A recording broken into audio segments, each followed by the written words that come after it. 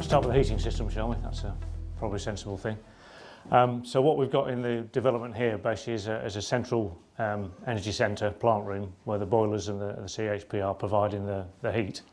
Okay, that's been fed and distributed around the site then to each individual flat. And what we've got in each flat is a heat interface unit. So rather than having a boiler in the flat, we've actually got a plate heat exchanger to transfer the heat from that district heating system into the heating system within the flat. The heating system in the flat is then divided into two areas. So there's two heating zones within the flat, one of which is covering the bedrooms.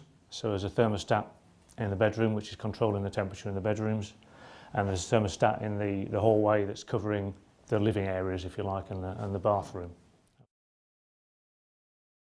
Now what there is in the cupboard on the side here is the programmer that's then controlling the timing of that heating. So there's two zones on that heating, two parts to the time clock, which will control it. You can set separate times to then the heating in the living area to what's in the bedrooms. You can set time schedules through the day, so you can have it just on in the morning, a period in the afternoon, a period in the evening, or just, there's 3 periods you can set to your choice. But it is purely heating, so there's two separate timings in there for one heating zone and the other heating zone. If you want to, for the programming of it, then you've got to dig a little bit deeper into the, pull up the front cover, and then you can start setting the timings and the. Also located in the cupboard there is that heat interface unit I was talking about, and that basically is logging the amount of heat that's being used as well. So there's a heat meter as part of that heat interface unit that measures the amount of heat that's being used by the tenant. So they have full control over what's being used within the property, and that is then metered for them. The hot water for the property then is done directly off that same heat interface unit. So when you turn the tap on, that will be instantaneous hot water as it would be in a conventional combi boiler system. It's going straight through to the taps. The temperature is controlled by the heat interface unit, and that can be adjusted if you know the instructions for the heat interface units, which will be in the manuals that are going to be provided. The stopcock for the cold water into the property is in the same cupboard there. So there's a manual valve to turn off if there is a problem with the cold water supply to the unit. That's located there as well, as are the heating zone valves that we've talked about. You can actually see access to the reading on the heat meter on the little panel there that slides down over. So normally you don't see it, but you can get access to it without taking the whole of the cover off. It's just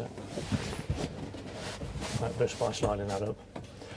The other thing you'll see there is the temperature gauge on the heat interface unit, and it's flashing a sort of radiator symbol at the moment. So it's showing 60 degrees C, so that's the heating temperature that's set on the unit at the moment. So you can actually alter that on the unit itself, but that's really something that should be done by an engineer rather than by the tenants themselves.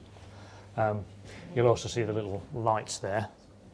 So on is showing you it's on and running, and then you've got a DHW which is showing it's actually producing hot water. So if you turn on a hot water tap, it will click across and that will come on.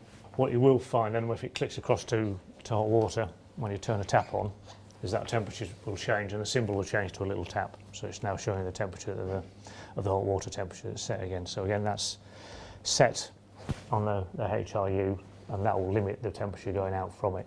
Now I think we're set up to 50, 55? 51, I think. 51 on here. So there's a limit to that temperature. So again, if someone's saying they're not getting hot enough water out of their tap for washing up, then you can raise that higher. But again, if you've got a disabled flat, I don't think there are any here, wheelchair ones, but then you can actually limit it to a temperature as you can the radiators as well. So you could limit the temperature you've got to what's coming out of the system directly on the interface unit.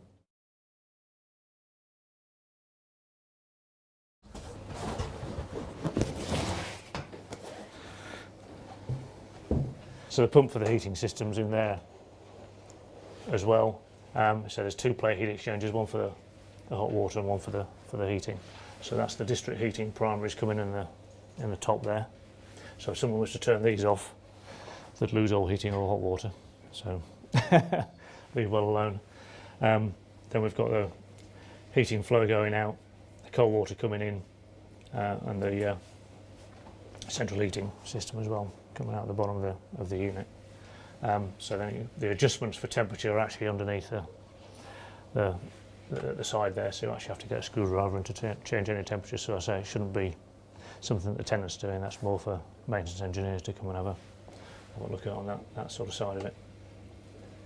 The other thing that occasionally happens again on heating systems is you lose pressure on the system, air gets in or whatever, and that's all part within there, if you like. So the pressure gauge is showing that pressure in the heating system.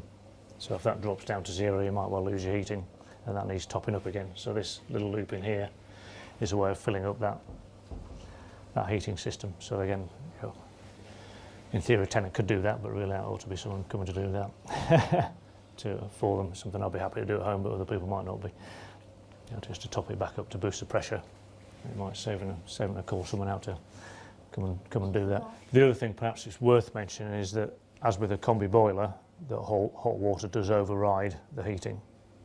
So as soon as you switch a tap on, it'll prioritise that water demand, that hot water demand, and it will take away from the heating. But it'll only be for the length of time you fill in the bath or you've got the tap on. So it's not going to have any impact on the temperature in the flat. They were saying what's the expected life for some of the parts in the system, and a pump on a heating system can last 2 years, they can last 20 years. So that it's, you know, it's exactly the same as a conventional. The question was, how much does the replacement for the whole heat interface unit cost? And I think the answer basically is similar to what a boiler replacement cost would be.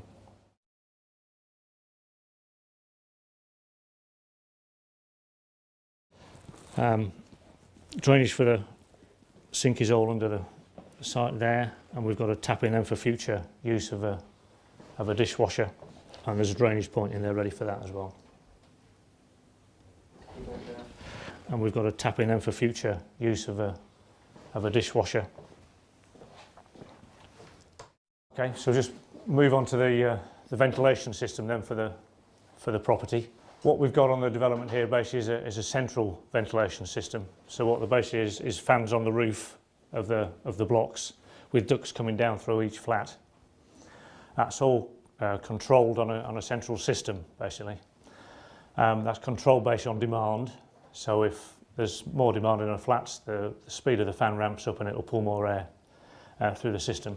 So what you'll see inside the property then are the extract valves. So there's one in the kitchen area, and there's also one in the bathroom as well. Now those are automatically controlled again. They're actually humidity controlled. So the opening on the valves inside the extract grill will change with humidity in the room. So in a bathroom, if it's wet, you've had a shower, the humidity will rise, the valves will open up and more air will be pulled out of the bathroom. Is there any noise relating to those? There should be minimal noise. There's attenuators within the ductwork, there's attenuators around the fan. But obviously you might hear a slight increase in that hum of the air being moved as it goes up. So they're permanently there. There's a permanently background level, so they don't ever close down to 0. So they go down to a minimum sort of trickle level, if you like, and they open up from there. Now the air inlet then into the flats is via the air inlets above the windows. So that's where the makeup air is coming into the flat then to allow the extract from. So those need to be open. Jumping back a bit like to the heating controls within the flat. You've got the thermostat in the hall controlling the temperature within the sort of living areas, but then you've got the thermostatic radiator valves then to look after the temperature in individual rooms. So on the radiator in the hall there won't be one. On the radiator in the bedroom that's got the thermostat there won't be a TRV, but in all other rooms there will be. So that gives you then a finer control over what temperature you've got actually within the room. If the temperature controller, the thermostat is in the hallway, how we're controlling the temperature in the living room here, and the answer is the TRV is going to do that, so you can set the temperature on that. If the thermostat in the hallway though turns it off, obviously you'll turn off the heating here as well. Yeah. But getting that balance right, if you like, as to what the setting in the hall gives you the right temperature in the room here. So usually when you're setting your TRV, you should be looking to set it somewhere around about number 3, and that should give you around the 20-21 degrees C sort of temperature. If you're setting it up to 4, then you're looking to push it up to 24 degrees C, which you might struggle to do. But that's obviously going to give you the maximum round of 5, and 1 is the minimum. So that's where you should be trying to set it around about that 3 mark to give you a comfortable level. So obviously the occupant can then choose what they'll feel happy with. Obviously the higher the setting, the more energy you're going to use, the more heat they're going to draw off the central system, and the more it's going to cost them to run the... We were talking about the ventilation system before, so you can see the extract valve above the bath there, exactly the same type as in the kitchen. So I say that's going to be automatically controlled. When the humidity rises in the bathroom, then the valves on that will open up and you'll draw more air through the bathroom and up the system to clear any condensation or moisture that's in the bathroom after it's been used. In terms of the water usage in here, there's obviously shower and bath taps.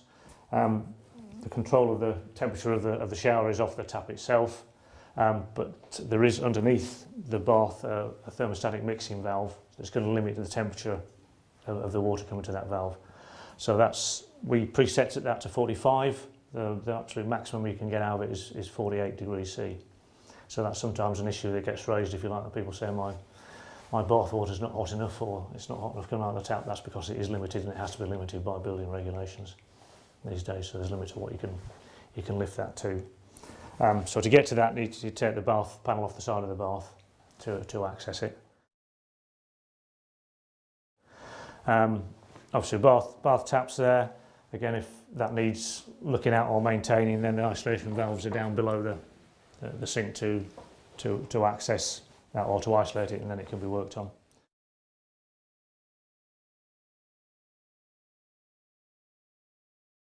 The toilet house has the flusher there. That can be removed again, so if you need access to isolate the system because it's not working properly, then that panel can pop off, and then the isolating valve to isolate the water supply to the system can be turned off at that point as well. Okay, the top above the sink will come off for greater access to the system if required, but generally the maintenance access should be through the cover there as well.